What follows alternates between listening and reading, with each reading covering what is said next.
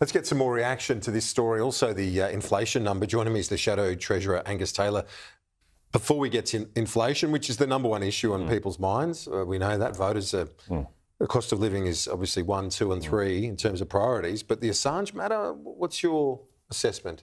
Oh, I think the important... Welcome home. Well, I can understand why the family is very pleased to have him home, of course.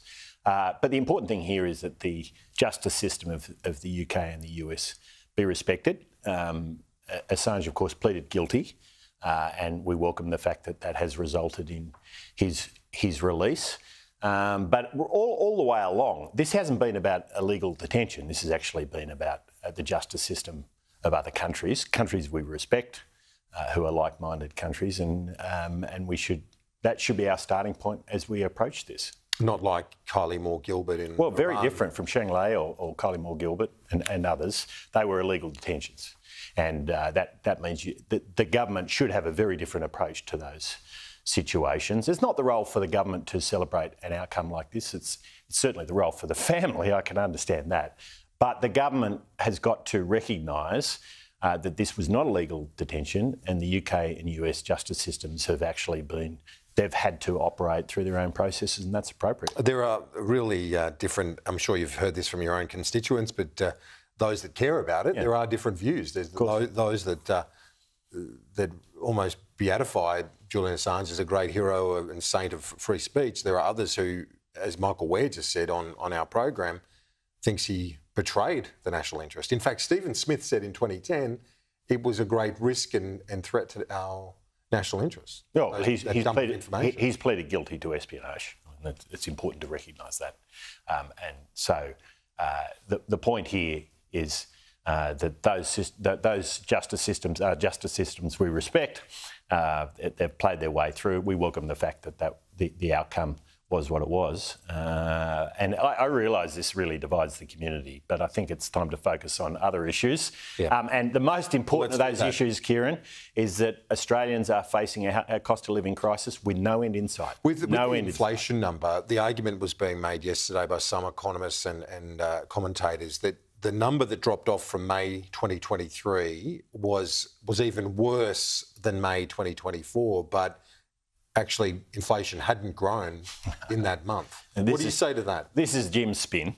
But other commentators... Well, except that the outcome was seen by the markets, who are pretty objective evaluators of all of this, as a complete disaster. We have seen, since that inflation announcement come out, the markets and many leading economists say we're looking down the barrel now of 12 months without an interest rate cut and a very real prospect of higher interest rates. What's clear, what's unambiguous, is we're in a situation... Well, I'm just saying I don't get into forecasting, Kieran, but what I do say, the markets are unambiguous. I mean, they are in absolute shock on this number.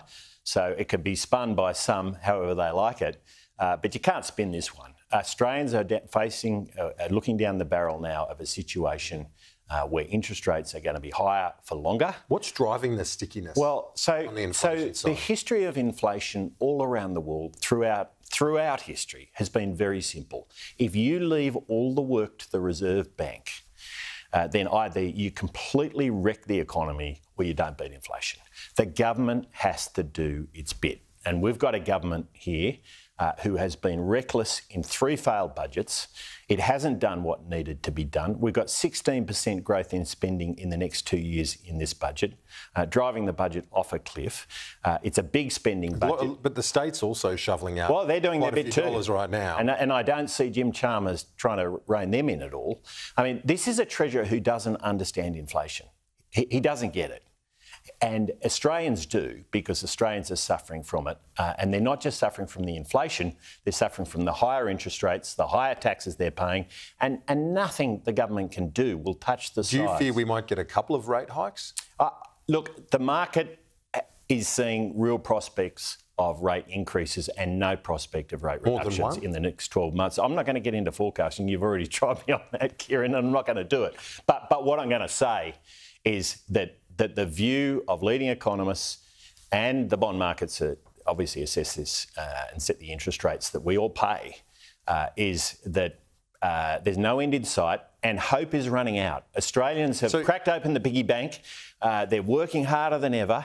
Yeah. They're cutting back on spending, and none of that has been enough. And I tell you, there's no light at the end of this tunnel. I just wonder, in hindsight, if, you know, this is a hypothetical, but I think it's relevant, because if there are a couple of rate hikes, the coalition would be right in the game ahead of the next election.